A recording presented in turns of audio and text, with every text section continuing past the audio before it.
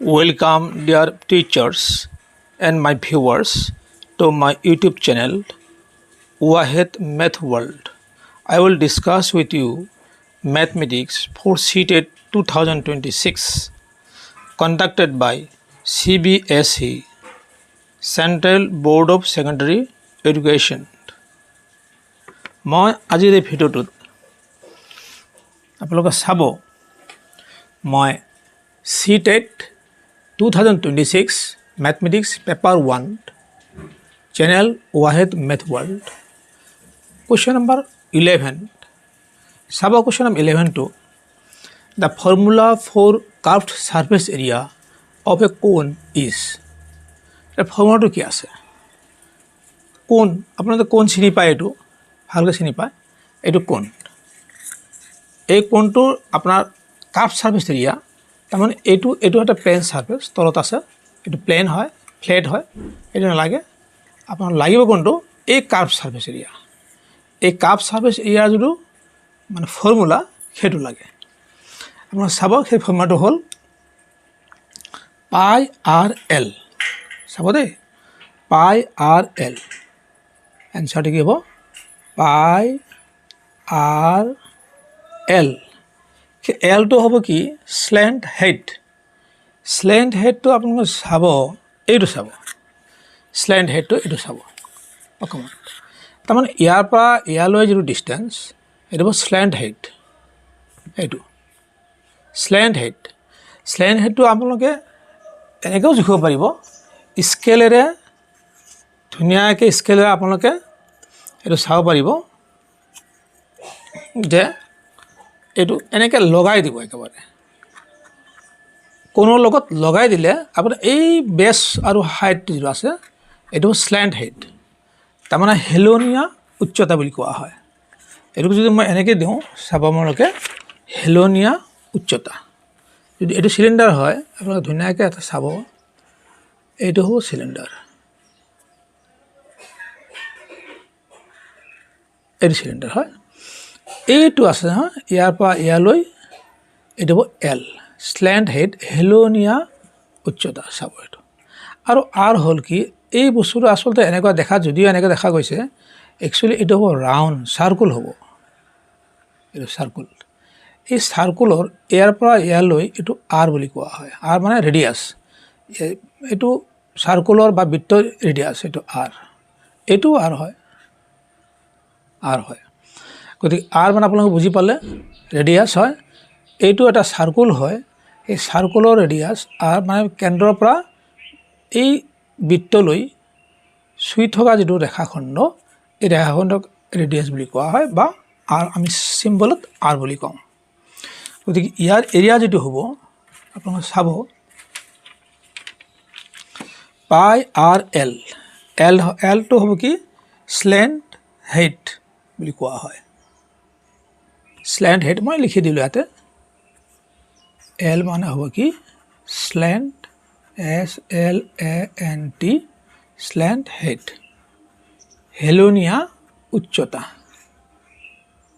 Head নিশ্চয় clear হৈছে আপোনালোকৰ এটা চাব আপোনালোকে 12 mark কোৱেশ্চনটো the radius and height of a cone are 7 cm and 9 cm find its volume ভলিউমত আপোনাৰ তিনটা লেন্থ থাকিব লাগিব চাব আপোনালোকে তিনটা লেন্থ নাথাকিলে এটা ভলিউম বুলি নকব তিনটা লেন্থৰ পূৰণফল the radius and height আপোনালোকে চাব ৰেডিয়াস কোনৰ যদি ৰেডিয়াস আপোনালোকে পালে ইতিমধ্যে এইটো ৰেডিয়াস হয় এইটো ৰেডিয়াস হয় আৰু হাইটটো আপোনালোকে চাব হাইটটো ইয়াৰ পৰা হ'ব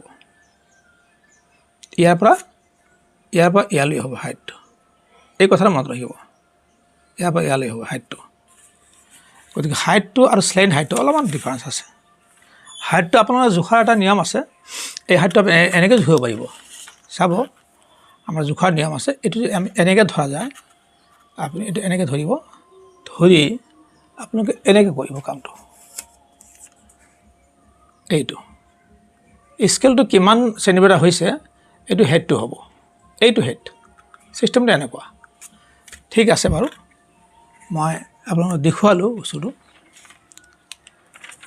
এইটো হ'ল হাইটটো, সেইটো আমি কি বুলি ক'ম, এইচ বুলি ক'ম। ভলিউমটো আপোনালোক চাব, চিলিণ্ডাৰ যিটো আছে, এই চিলিণ্ডাৰৰ যিটো ভলিউম, এইটো চিলিণ্ডাৰ হয়। এই চিলিণ্ডাৰৰ ভলিউমটো আমাৰ কি আছিলে, পাই আৰ স্কোৱাৰ এইচ। ইয়াতো এটা বৃত্ত আছে, এটা ফ্লেট হেড হেৰি আছে, ফ্লেট প্লেন ফেচ এটা আছে। সেই প্লেন ফেচটো কেনেকুৱা হ'ব, চাৰ্কুলাৰ ছিষ্টেম। সেই চাৰ্কুলাৰ এটা ৰেডিয়াছ আছে। গতিকে সেই এতিয়া চাব আপোনাৰ হাইটটো চাব। গতিকে চিলিণ্ডাৰৰ যদি এনেকুৱা হয়, পাই আৰ স্কোৱাৰ ইনটু এইচ, এইটো চিলিণ্ডাৰ হয়।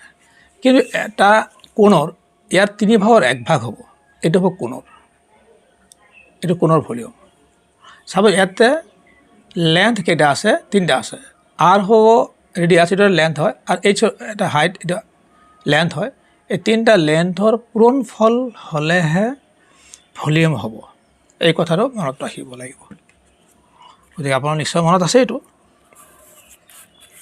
গতিকে আমি এতিয়া কোণৰ ভলিউম উলিয়াম।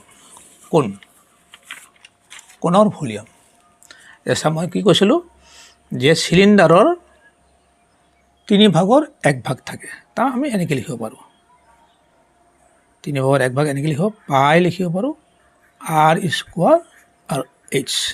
এইখিনি এইটো আমাৰ দিয়া আছে, এইটো হ'ল ৰেডিয়াছ দিয়া আছে, আৰু এইটো ৰেডিয়াছ, এইটো হ'ব আপোনাৰ হাইট। চাব লিখিলোঁ 1/3, পাইৰ মানটো বহাই দিব আপোনালোকে এনেকৈ। আৰু ৰেডিয়াছ হ'ব কি 7 চেণ্টিমিটাৰ হ'ব।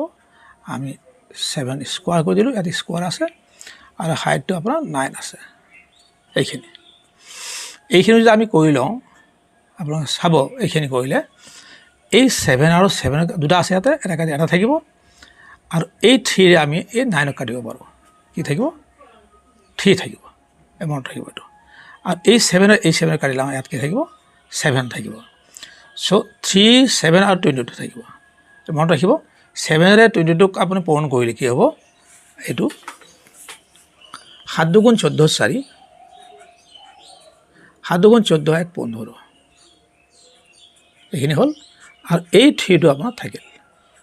এই 3টো পূৰণ কৰি দিয়ক, 3 × 4 = 12, 12 × 2 হাতে হ'ল 1, 3 × 5 = 15, 1 16 6 হাতে হ'ল 1, 3 × 3 আৰু 1 4, 4 2 4 6 2। আপোনাৰ চাই ল'ব 4 6 2। কিন্তু ইয়াত আপোনাৰ চাব, ইয়াত হাইট কিমান আছিলে, 2টা আৰু 3টা, তাৰমানে 3টা চেণ্টিমিটাৰ আছে। ৰেডিয়াছৰ চেণ্টিমিটাৰ 2টা আৰু হাইটৰ চেণ্টিমিটাৰ 3টা চেণ্টিমিটাৰ আছে ইয়াতে। চেণ্টিমিটাৰ কেইটা হ'ব, 3টা হ'ব। এই কথাটো মনত ৰাখিব লাগিব।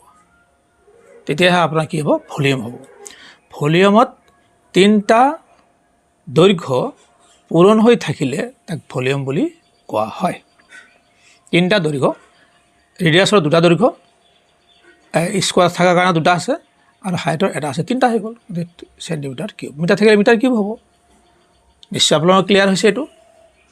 নেক্সট চাব আপোনালোকে 13 নম্বৰটো, find the curve surface area of A cylinder of height 7 centimetre and radius 1 centimetre. এইবাৰ আমাৰ আহিল চিলিণ্ডাৰৰ কথাটো। অলপমান মন দিব, চিলিণ্ডাৰ, এইটো আপোনাৰ চিলিণ্ডাৰ, এইটো চিলিণ্ডাৰ। চাব চিলিণ্ডাৰ কি দিয়া আছে,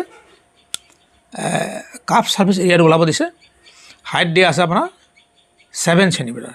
কাৰণ এই তলৰ পৰা বটমৰ পৰা ওপৰলৈ, ইয়াৰ বটমৰ পৰা ওপৰলৈ এইটো আছে 7 চেণ্টিমিটাৰ, আৰু ৰেডিয়াছটো আপোনাৰ চাব, চিলিণ্ডাৰটো মই আগে দেখুৱালে আপোনালোকে বুজি পাব কথাটো। চাব চিলিণ্ডাৰটো, চাব চিলিণ্ডাৰ আপোনালোকে এনেকৈ আঁকিব পাৰিব ধুনীয়াকৈ।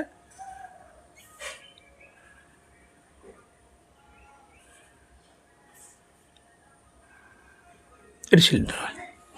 এই চিলিণ্ডাৰ হাইট, এইখিনি হ'ব হাইট। ইয়াত কি আছে আমাৰ, এইটো হাইট হ'ব, এইচ আমি লিখোঁ, আৰু এইচ মানে কি দিয়া আছে, 7 চেণ্টিমিটাৰ দিয়া আছে। আৰু ৰেডিয়াছটো হ'ব কি, ইয়াৰ পৰা ইয়ালৈ আপোনাক চাব, এই ইয়াৰ পৰা ইয়ালৈ এইটো ৰেডিয়াছ। এই ৰেডিয়াছটো আপোনাৰ আচলতে এই চিলিণ্ডাৰৰ যিটো মানে 2টা ছাইড, এই 2টা ছাইড প্লেন ছাইড, এই প্লেন ছাৰ্ফেচ এইটো হ'ব প্লেন ছাৰ্ফেচ, এই দুটা ফেচ প্লেন হয় আৰু এইটো হ'ব কাৰ্ভ মাজৰটো হয়। গতিকে এইটোক আমি যদি এনেকৈ আঁকো এইটো এটা বৃত্তৰ নিচিনা হ'ব, বৃত্তই হ'ব।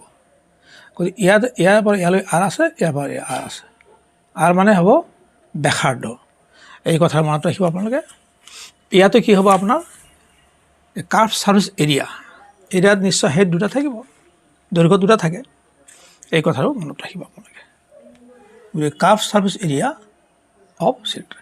আপুনি এটা বুদ্ধি কৰিব পাৰে ইচ্ছা কৰিলে, আপুনি এইটো এটা চিলিণ্ডাৰ হয়, এই চিলিণ্ডাৰটো আপুনি কাটি ল'ব পাৰে। কাটি ল'লে চাওক কি হয়, এইটো কাটি ল'লোঁ বাৰু, চাব দে আপোনালোকে, এইটো মই কাটি লৈছোঁ।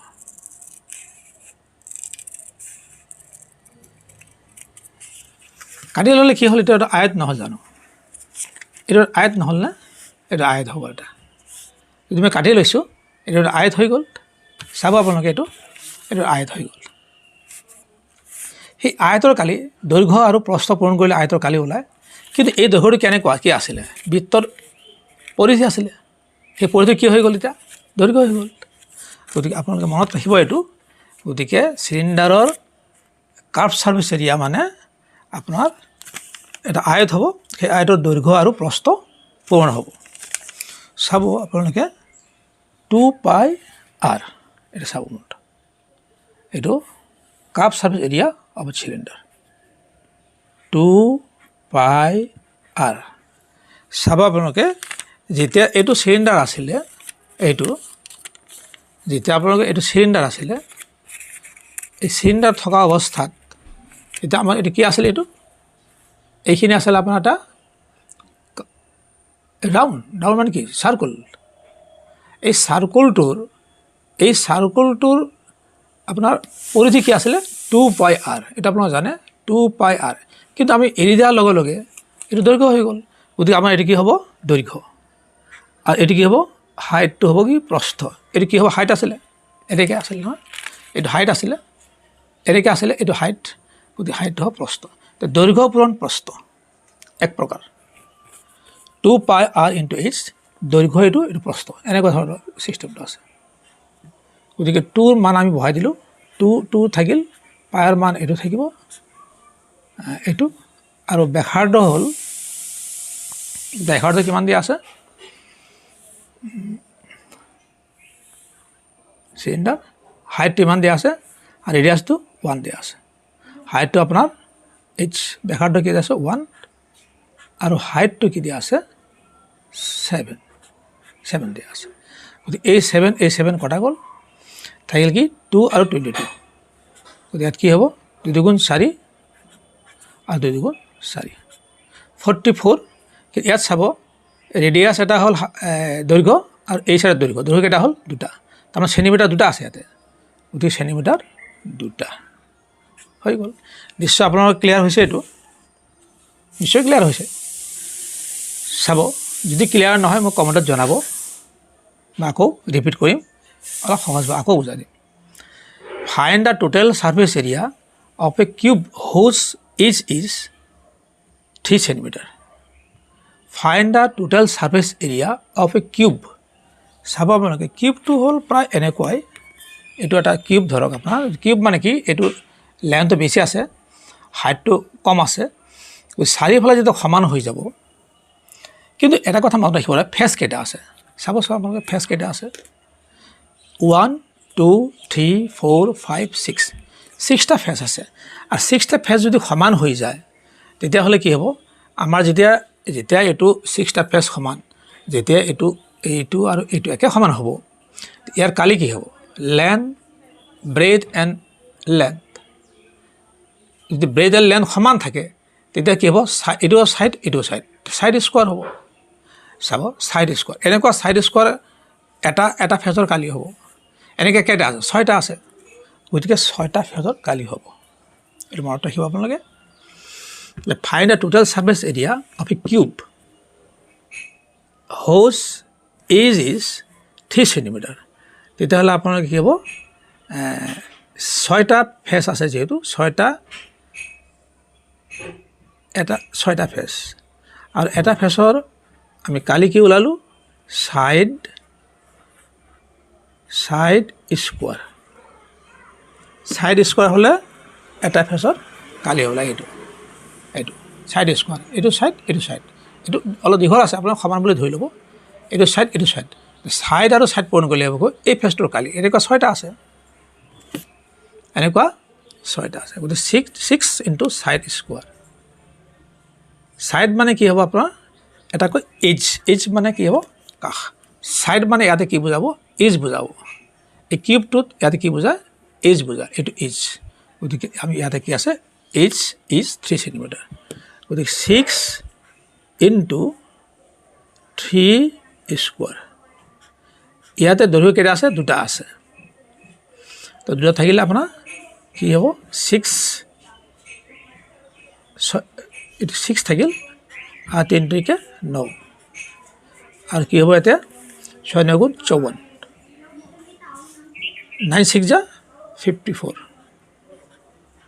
আপোনাৰ দৈৰ্ঘ্য কেইটা আছে দুটা গতিকে সেন্টিমিটাৰ আছিলে দুটা সেন্টিমিটাৰ গতিকে সেন্টিমিটাৰ স্কোয়াৰ নিশ্চয় আপোনালোকৰ ক্লিয়াৰ হৈছে এইটো আপোনালোকে চাব ইয়াতে অলপ ধুনীয়াকৈ এইটো আপোনালোকে এইটো কিউব এনেকৈ হয় আচলতে এইটো মনত ৰাখিব দেই এইটো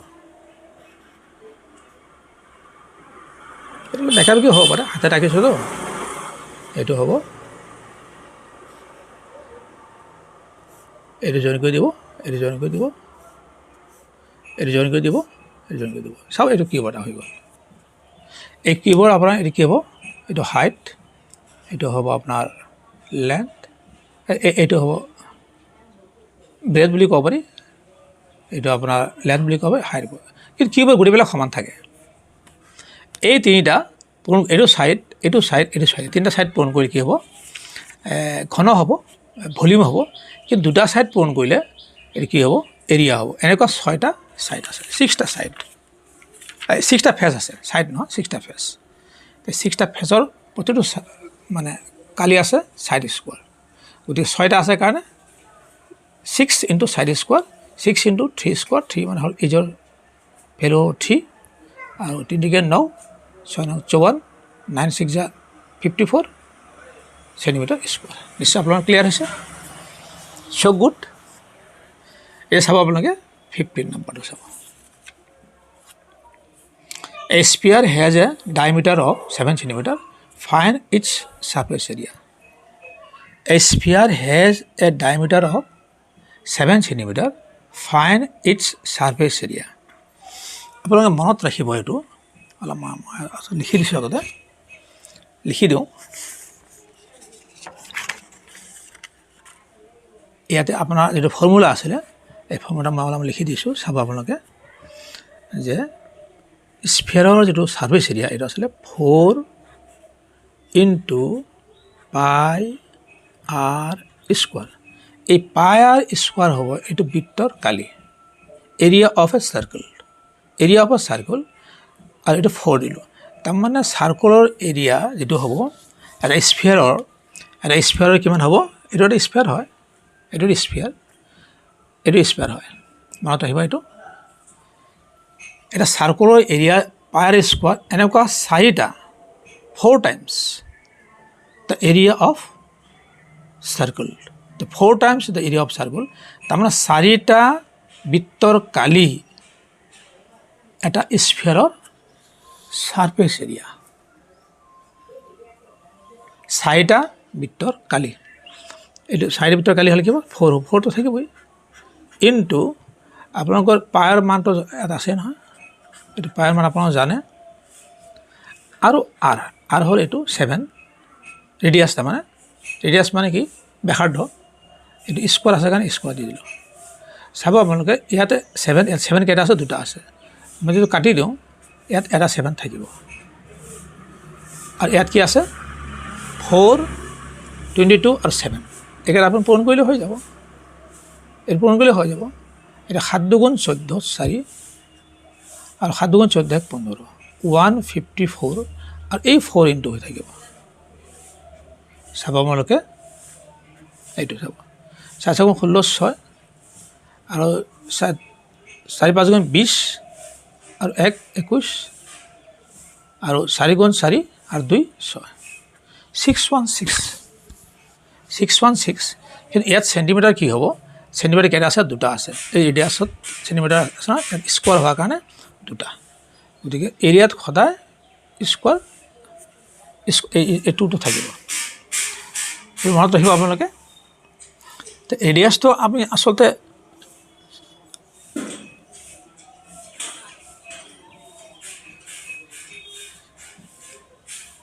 এইটো অলপ ভুল হৈছে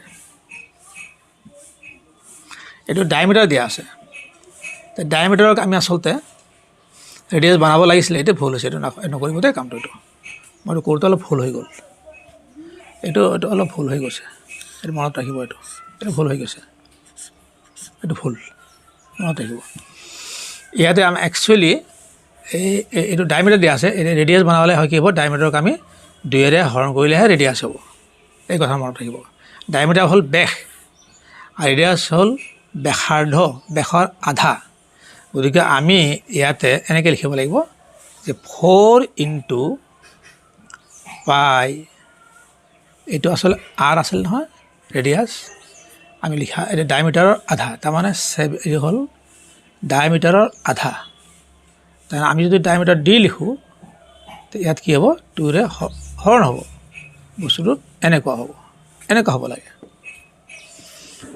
ডায়ামিটাৰৰ আধা হ'ব ৰেডিয়াছ হ'ব কিন্তু মই লিখিছিলোঁ ইয়াতে ৰেডিয়াছ লিখিছিলোঁ ভুল হৈছিলে গতিকে ইয়াতে কি হ'ব 4 × 22/7 ডায়ামিটাৰ কিমান আছে 7 দিয়া আছে 7 আৰু স্কোৱাৰ আছে স্কোৱাৰ হ'ব আৰু ইয়াত 2 আছে 2 স্কোৱাৰ হ'লে কি হ'ব 4 হ'ব চাব ইয়াতে এইখিনি মই কাটি দিলোঁ ইয়াতে কি হ'ব 4 কেঞ্চেল হৈ গ'ল ইয়াত 7 কেইটা আছে এটা আছে দুটা এটা থাকিল গতিকে 7ৰে এইটো পূৰণ কৰিলে কি হ'ব আপোনালোক চাব এইটো 7 × 2 = 14 আৰু 7 × 14 = 15 154 চেণ্টিমিটাৰ স্কোৱাৰ হ'ব চাব দে এইটো অকণমান ভুল হৈছে মই লক্ষ্য কৰা নাছিলোঁ এইটো ভুল হৈছে এইটো ভুল এতিয়া চাব A sphere has a diameter of 7 centimeter. Find its surface area. Diameter আমি যদি এইটো চাব পাৰোঁ ডায়ামিটাৰটো ক্লিয়াৰ কৰি দিওঁ এইটো এটা স্ফিয়াৰ হয় চাব দেই এইটো এটা স্ফিয়াৰ হয় এইটো স্ফিয়াৰ হ'ব স্ফিয়াৰ হ'ল ইয়াৰ পৰা ইয়ালৈ এইটো ডায়ামিটাৰ হয় এইটো কেন্দ্ৰটো ডায়ামিটাৰ এই ডায়ামিটাৰ আধাক আমি কি বুলি কওঁ ৰেডিয়াছ কওঁ ডায়ামিটাৰটো ডি বুলি লিখা হয় এই গোটেইখিনি কি হ'ব ডি গতিকে ডিৰ আধা এই ডিক আমি যদি 2ৰে ভাগ কৰোঁ তেতিয়া হ'ব আৰ হ'ব ৰেডিয়াছ তাৰমানে ডিক আমি ডায়ামিটাৰক 2ৰে ভাগ কৰোঁ মানে বেশৰ আধা এইটো হ'ল বেশ ডায়ামিটাৰ মানে বেশৰ আধা সেইকাৰণে মই এইটো কৰিলোঁ 4 পাই আৰ স্কোৱাৰ আছে এই গোটেইখিনি আচলতে আৰ d/2 মানে আৰ গতিকে এইটো হ'ল বেশ এইটো হ'ল 2 বেশৰ আধা বেশাৰ্ধক আমি আৰ বুলি লিখিব পাৰোঁ গতিকে আমি 4 লিখিলোঁ পাইৰ ভেলু লিখিলোঁ ডিৰ ভেলু লিখিলোঁ 7 আৰু এটাত 2 থাকিব স্কোৱাৰ কৰিলে ডি স্কোৱাৰ আৰু এইটোক স্কোৱাৰ কৰিলে 4 হৈ যায় তো 4 কেঞ্চেল ইয়াত 7 স্কোৱাৰ মানে দুটা 7 আছে এটা 7 কাটিলোঁ এটা 7 থাকিল এই 7 আৰু 22 পূৰণ কৰিলে 154 চেণ্টিমিটাৰ স্কোৱাৰ অ'কে ক্ষমা কৰিব নিশ্চয় অলপ ভুল হৈছিল এইটো ভিডিঅ'টো চাই কেনে লাগিল কমেণ্টত জনাব এটা লাইক দিব বেছি শ্বেয়াৰ কৰিব কিন্তু চেনেলটো ছাবস্ক্ৰাইব কৰিবলৈ নাপাহৰিব wait for my next videos thank U